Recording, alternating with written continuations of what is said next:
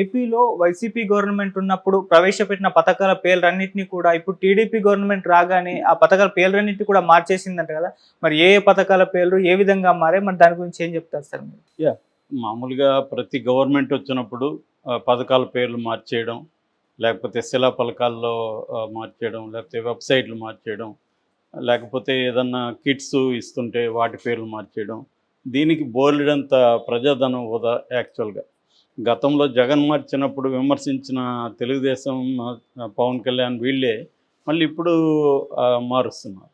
So, ఇప్పుడు AP సాంఘిక సంక్షేమ శాఖ, సోషల్ వెల్ఫేర్ డిపార్ట్మెంటు ఒక జీవో ఇచ్చింది, ఆర్డినెన్స్.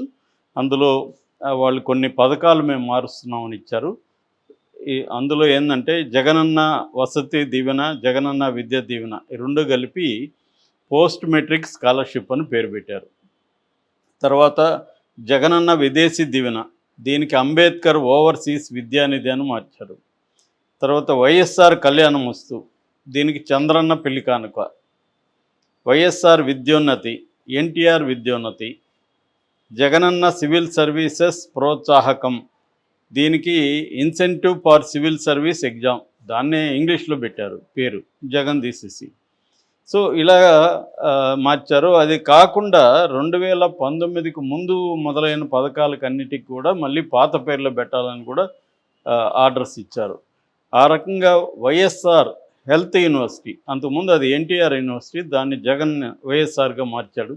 అప్పుడే పెద్ద ఎత్తున నిరసన వచ్చింది. యాక్చువల్గా జగన్ ఎన్టీఆర్ పేరుతో ఒక జిల్లానే ఏర్పాటు చేశాడు. నిజానికి చంద్రబాబు పీరియడ్లో ఎప్పుడూ చేయలేదు.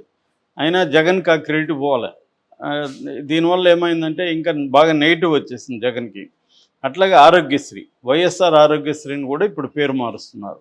నిజానికి వైఎస్ఆర్ ఆరోగ్యశ్రీ అనగానే అందరికి గుర్తొచ్చేది వైఎస్ఆర్ పేరు, దాన్ని వీళ్ళు మారుస్తున్నారు. సో క్లియర్గా నేను చాలాసార్లు చెప్తుంటా, ఈ ఇవాళ దేశంలో ఒక పొలిటికల్ పార్టీకి ఇంకొక పొలిటికల్ పార్టీకి ఎసెన్స్లో ఏమీ తేడా లేదు. నీకేదో నీ కులమనో నీ ప్రాంతమనో ఇంకోటో కారణాలతో ఒక పొలిటికల్ పార్టీని సపోర్ట్ చేయడం, ఇంకొక పొలిటికల్ పార్టీని వ్యతిరేకించడం తప్ప ఎసెన్స్లో ఎవడొచ్చినా పెద్ద ఏమీ లేదు. ఇట్లాంటి మార్పులు తప్ప బేసిక్ ఎసెన్స్లో ఏం లేదు. వీళ్ళు వచ్చినా దాడులు చేస్తున్నారు, వీళ్ళు వచ్చిన ప్రభుత్వ ఉద్యోగాల మీద ఆల్రెడీ జులుం చలాయిస్తున్నారు. నిన్న ఓపెన్గా మనం ఇద్దరు, ఒక మినిస్టరు, ఒక కాబోయే స్పీకరు, ఇద్దరు కూడా ఉద్యోగుల మీద ఎలా మాట్లాడారో నిన్న చూసాం మనం. అయ్యన్న పాత్రుడైతే బండబూతులు తిట్టాడు, రోడ్డు సరిగా వేయలేదని ఆర్ఎన్బి అధికారులని బండబూతులు తిట్టాడు. ఓపెన్గా వీడియో ముందే అలా తిడుతున్నాడంటే ఇంక వీడియో లేకపోతే ఏం తిట్టేవాడో తెలీదు. ఇంకా అచ్చెన్నాయుడు కూడా ఓపెన్గా తెలుగుదేశం వాళ్ళ మీరు బిల్ల పెట్టుకొని వెళ్ళండి, మీకు కుర్చీ వేసి టీ ఇచ్చి పనులు చేసిస్తారు, ఒకవేళ ఎవరన్నా చీకపోతే వాళ్ళకి ఏం జరుగుతుందో వాళ్ళకే తెలుసు, ఎవరు చెప్పక్కర్లేదు అంటే డైరెక్ట్గానే బెదిరిస్తున్నాడు. తెలుగుదేశం కార్యకర్తలకు పనులు చేయాలి మీరని. అంటే వేరే వాళ్ళకి చేయరా, వేరే వాళ్ళకి ప్రజలు కాదా? సో ఇది క్లియర్గా ఏంటంటే వీళ్ళు వచ్చి రాకముందే అరాచకం స్టార్ట్ అయిపోయింది.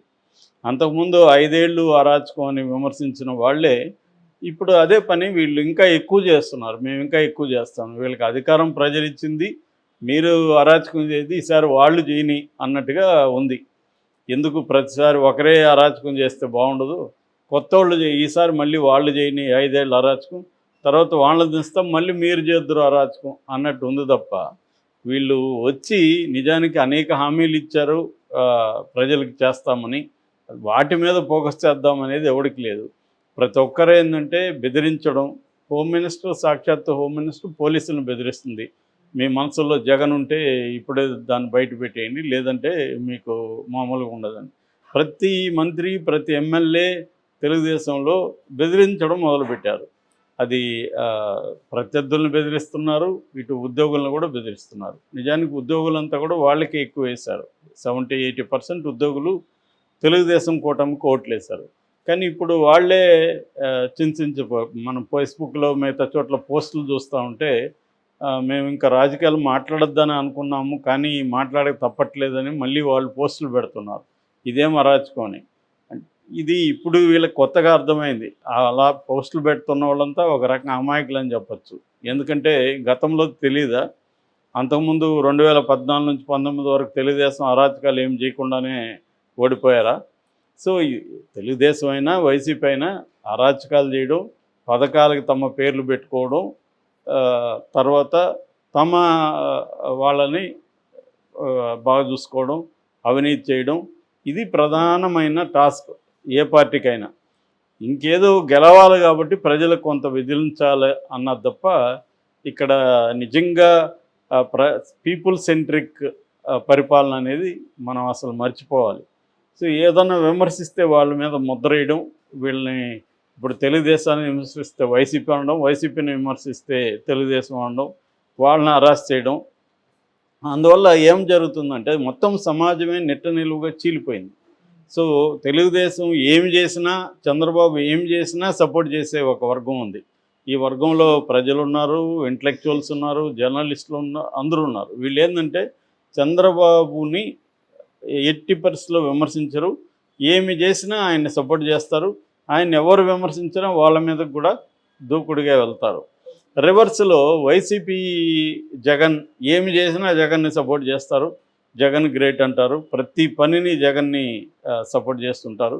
జగన్ విమర్శిస్తే తెలుగుదేశం వాళ్ళు వీడు పచ్చముఠ అని చెప్పి వీళ్ళ మీద దాడి చేస్తుంటారు. ఇలా సమాజం మొత్తంగా చీలిపోయింది. సో ఇంతకుముందు మీడియా ఎట్లా ఉండేదంటే అధికారంలో ఉన్న పార్టీకి మ్యాక్సిమం యాంటీగా ఉండేది మీడియా. ఎందుకంటే అధికారంలో ఉన్న పార్టీ తాము ఇచ్చిన హామీలు నెరవేర్చకపోయినా, తర్వాత ప్రజల మీద ఏమన్నా అరాచకాలు చేస్తున్నా, ప్రత్యర్థుల మీద చేస్తున్నా, అవినీతికి పాల్పడుతున్నా మీడియా దాన్ని హైలైట్ చేసేది, ప్రజల తరపున మీడియా నిలబడేది. అందుకనే వాచ్ డాగ్ అంటారు, watch dog for the society. కాపల కుక్కలాగా మీడియా పనిచేయాలి అనేది మీడియాకు ఉన్న రోల్. అందుకనే ఫోర్త్ పిల్లర్ ఆఫ్ డెమోక్రసీ అది.